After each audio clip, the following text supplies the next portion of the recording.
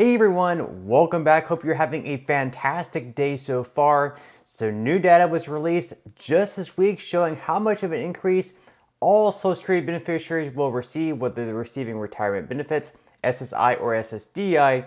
However, there is one factor that could unfortunately end up really just hurting these Social Security increased payments the most, and unfortunately it's going to hurt one group of people the most. Now, in addition to that, we also have one senator coming out saying that we have a moral responsibility to shore up the Social Security Trust Fund, with the unfortunate fact that it looks like it's going to be going insolvent within the next 10 years if nothing is done. So we'll be going over that as well. But before I go ahead and dive into the main content of today's video, if you wouldn't mind helping me out real quickly by just giving this video a like, that just helps out with the good old YouTube algorithm, and also consider subscribing to my channel if you have not already.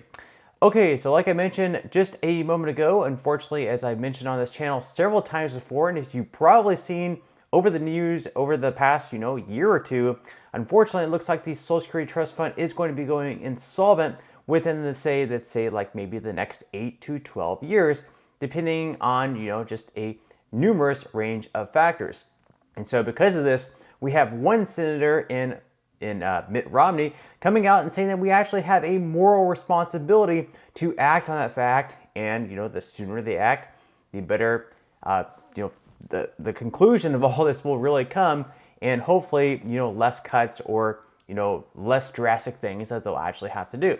So according to Deseret News, Senator Mitt Romney says Congress has a moral responsibility to act to shore up Social Security. So Senator Mitt Romney has made shoring up the program one of his priorities, especially as its cost promises to be a future driver of the nation's debt. He said, quote, "None of my colleagues are in favor of cutting benefits for current retirees or those nearing retirement, but we must find a way to make sure Social Security is there for the coming generations without continuing to add trillions of dollars to the national debt. We have a moral responsibility to act, and the clock is ticking." So Democratic and Republican senators agreed with Romney's sentiment that the clock is ticking at a hearing Wednesday, as they heard testimony from the director of the Congressional Budget Office that the Social Security Trust Fund is expected to be drained in the next 10 years. At the Budget Committee hearing, Chairman Sheldon Whitehouse, a Democrat from Rhode Island, said Social Security and Medicare will drive half of all spending growth in the national budget over the next decade. He said, quote, "Without new revenue, Social Security will only cover 80% of its projected benefits by 2025. That's only 12 years away. But there are wide disagreements between the parties on what should be done to save Social Security. Democrats want to increase taxes, including the Social Security payroll tax, while Republicans have suggested curtailing benefits for younger workers and wealthy taxpayers." Now, speaking of Sheldon Whitehouse, he actually has his own bill to save both Social Security and Medicare. So what he would do in his plan is to require taxpayers with over $400,000 in income to contribute a fair share to Social Security. So anyone who earns above $400,000 per year will once again have to pay into the Social Security payroll tax of 6.2 to 12.4%, depending on whether or not they're an employee or whether they're self-employed. And they would also require taxpayers with incomes above $400,000 to contribute more to Medicare. So they would have to contribute an additional 3.8% tax on the income above that amount. So that's his plan. And then Mitt Romney's plan, well, he actually has his own bill. It's called the Trust Act. And in the Trust Act, it would require Congress to form rescue committees for several of the failing government trust funds, including one of them for Social Security. And in this committee that they would be setting up, it would basically be a bipartisan committee. So we would have Republicans on it, we would have Democrats, we'd have independents, and they would be tasked with coming up solutions in both the House and the Senate. Now, there's actually kind of one committee right now. We have a group of bipartisan senators trying to work out a plan to save the Social Security Trust Fund. In this group, we have Bill Cassidy, and then we also have Angus King, who is an independent, and they're trying to come up with a plan to save Social Security.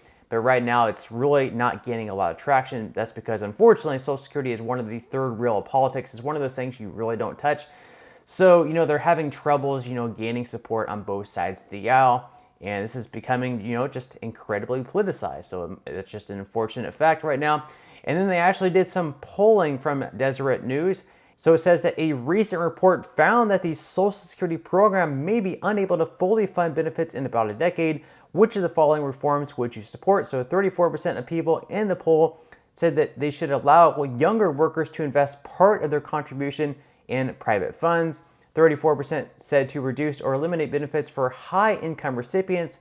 13% said to raise taxes. 9% said to raise the retirement age. 6% said to reduce benefits for all recipients. And then 4% said to eliminate Social Security altogether. So out of all those things, which do you support the most? Let me know what your thoughts are in the comment section below. Now, in some other news, of course, this week, like I mentioned earlier on, there was more data showing what the possible increase for Social Security beneficiaries will be, whether you receive retirement benefits, whether you receive SSDI, or whether you receive SSI. And this is going to be through the cost of living adjustment. So according to the Senior Citizens League and according to CNBC here, as inflation cools, Social Security beneficiaries may see a much lower cost of living adjustment in 2024. So it looks like it is going to be right around 3%. This is a little bit higher than the last projection last month, which was 2.7%. And so if it does end up being 3%, keep in mind it could be less, it could be even more, depending on different factors. But if it does end up being a 3% increase, that would pretty much mean that someone earning $1,000 per month for their benefit now would end up receiving $1,030 next year, which would be a $30 per month increase. Keep in mind there's going to be some deductions from that, and we're going to be going over that in just a moment. Someone earning $2,000 per month would receive a $60 per month increase.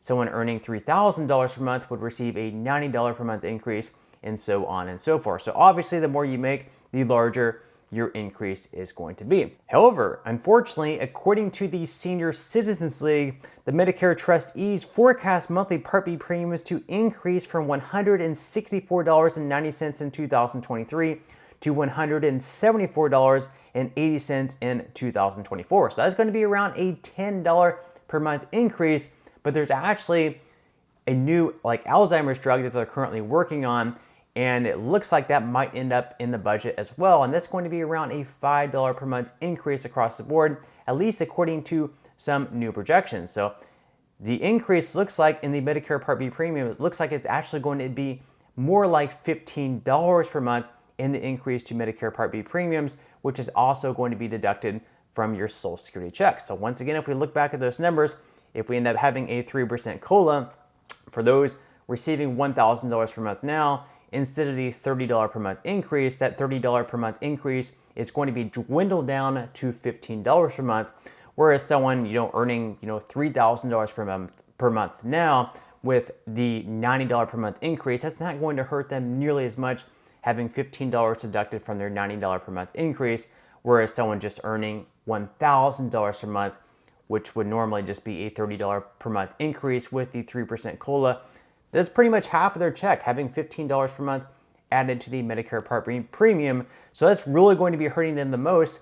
And for instance, let's say that the cost of living adjustment only ends up being 1.5% instead of the 3%, if it's actually cut in half. Well, in that case, someone earning $1,000 per month now with the 1.5% COLA, that's only going to be a $15 per month increase with the COLA.